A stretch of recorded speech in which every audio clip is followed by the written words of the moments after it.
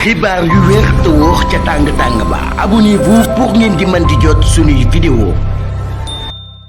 jërë ngeen jëf ci ànd gi ak ñun ci chaîne bi di Buzz 221 HD torson ba ma ngay lakk ci diggante ki nga xam ne moo di Abdou Nguer di ab chroniqueur ak ñenn ñu bokk ci parti bii di APR. ci fan yi ñu génn di ay essence yoo xam ni daan na mujjee nekk loo xam ne lu doy waar la ci réseaux sociaux yi ci ab polémique boo xam ne daan nay am ginnaaw déclaration bu chroniqueur bii di Abdou Nguer daal di def moom mi nag mu daal ciy tudd ay contact yoo xam ne nag Amadou Sall ci boppam daan na koy am di doomi Macky Sall mi nekkoon njiitu réew bu Sénégal ak ay jegeñaale yi premier ministre ba woon bu Sénégal di Ousmane Sonko nekk tey ji président de l'Assemblée nationale. propos yooyu nag daan nañ koy kon jàllale ci li nga xam ni moo di réseaux sociaux yi ba ñu bëree bëri daat ciy jot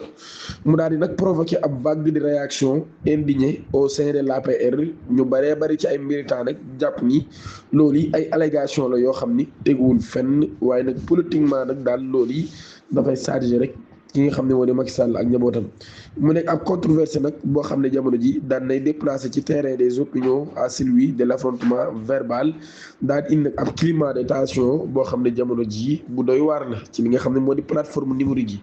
ñi nga xam ne nag ñoom lañ ci gën a dégg ñuy wax bokk na ci ancien député bii di Kouramaki moom daan nay wax publiquement contesté version bu Abdou Nguer daal di wax mbir mi ni li mu wax dara du ci dëgg ñin ciy dégg tamit bokk na ci Abou Diallo ak ñaneen ñoo xam ni daan nañu àddu ci boobu leen mbir ku ci mel ni Kandé ak ñu bëree bëri ñoo xam ne génn nañ ba xam ne sax ci Abdou Nguer wax gi mu wax ni Macky Sall may na ko lu toll ci 7000 euros jàpp 7000 dollars da ngay xamal ni loolu yi mu am ci Macky Sall muy 4 millions 500 ñu bëri ci ñoom amuñu ko te teewul dañoo garder seen ngor ñuy sàkku ci Abdou Nguer nag daal mu des di nekk koo xam ni ku loyal lay doon